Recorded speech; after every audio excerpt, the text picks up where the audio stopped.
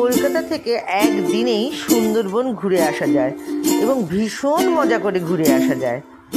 সমুদ্র উপকূলবর্তী নোনা পরিবেশের সবচেয়ে বড় ম্যানগ্রোভ বন হিসাবে সুন্দরবন বিশ্বের সর্ববৃহৎ অখণ্ড বনভূমি। এখানে সব থেকে বেশি গাছের প্রজাতি হলো সুন্দরী এবং গেওয়া। আপনি যদি কলকাতা থেকে গদখালি নামেন 2 ঘন্টা ড্রাইভ করে লাগবে। আমরা সেখান থেকে একটা নৌকা নিয়েছিলাম।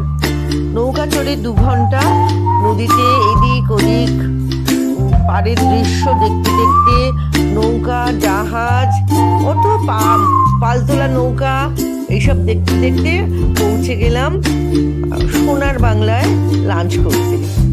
খুব সুন্দর সবুজে ঘেরা সোনার বাংলা, সেখানে লাঞ্চ করলাম।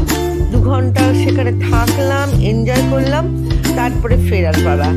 আবার নৌকা চড়ে 2 ঘন্টা গভীর জঙ্গলে ঘুরে হঠাৎ চোখে পড়লো সূর্যাস্ত।